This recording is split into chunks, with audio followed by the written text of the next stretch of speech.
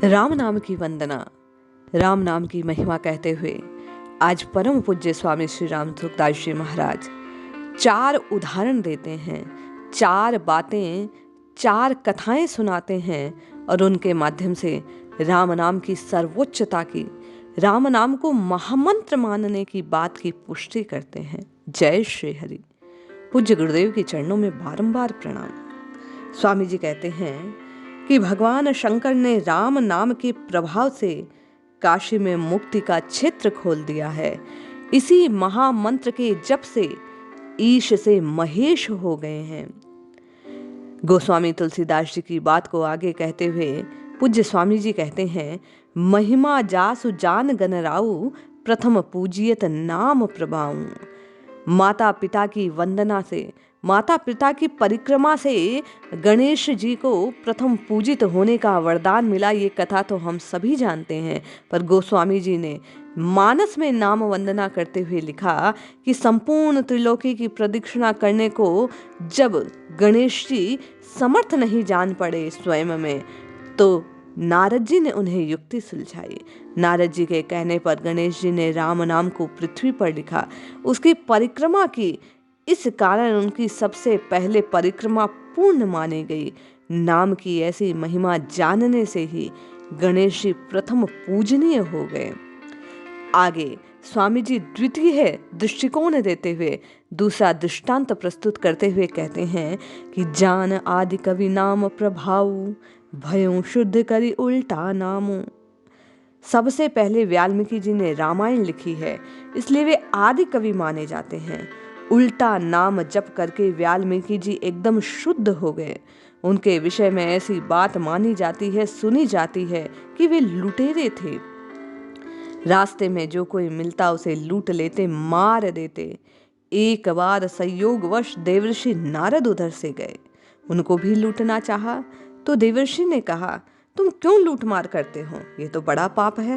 वह बोला, मैं अकेला थोड़े हूँ, घर वाले सभी मेरी कमाई खाते हैं, सभी पाप के भागीदार बनेंगे। देवर्षि ने कहा, भाई पाप करने वाले को पाप लगता है, सुख के, पुण्य के, धन के भागीदार बनने को तो सभी तैयार रहते हैं, परंतु बदले में किया हुआ पाप का भागीदार कोई नहीं बनता।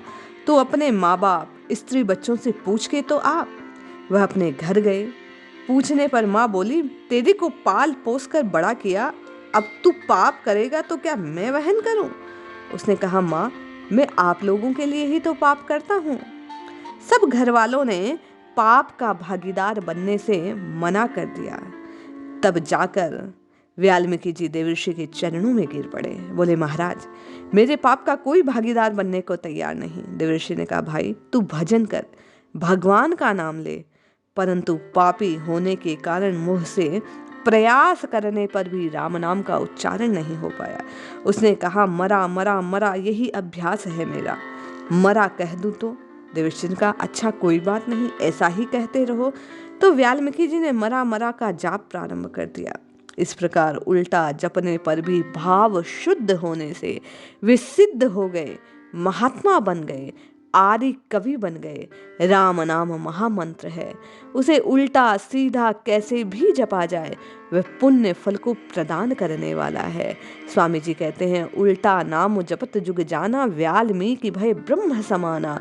उल्टा मरा मरा मरा मरा मरा का जाप करते हुए भी भाव की शुद्धता होने से, देवर्षि की कही बात पर विश्वास होने से वाल्मीकि जी आदि कवि के रूप में प्रतिष्ठित हो गए। राम नाम सहस्त्र नाम के समान है। भगवान शंकर के इस वचन को सुनकर पार्वती जी सदा उनके साथ राम नाम जपती रहती थी। चौथा दृष्टांत इसी ओर इंगित करता है। पूज्य स्वामी जी कहते हैं कि पद्म पुराण में एक कथा आती है।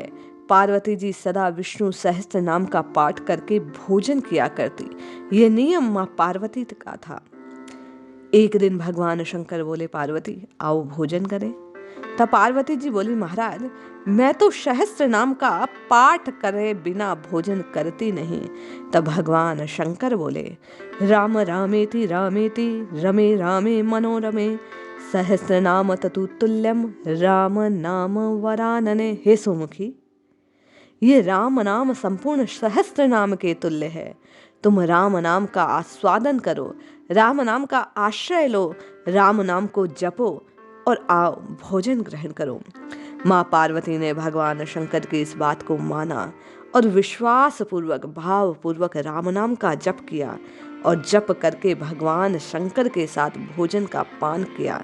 इस प्रकार पार्वती जी फिर सदैव राम नाम का जप करती रही। उन्हें राम नाम महामंत्र की महिमा स्वयं भगवान शंकर ने बतलाई। उन्होंने स्वीकार की, ग्रहण की। हम और आप भी इस राम नाम महामंत्र को चाहे मन लगे ना लगे, नित्य निरंतर जपते रहे। जपने के प्रभाव से, रटने के प्रभाव से मन लगने लगेगा। हमें तो केवल और केवल स्वामी जी जैसा कहते हैं, नाम रटना प्रारंभ करना है, निश्चय पूर्वक भाव पूर्वक नाम को ग्रहण करना है और नित्य निरंतर इस नाम का आस्वादन करते रहना है। जपिए जपिए, नित्य निरंतर इस हरिनाम को जपिए और अपने कल्याण का मार्ग प्रशस्त कीजिए। जय श्री हरि।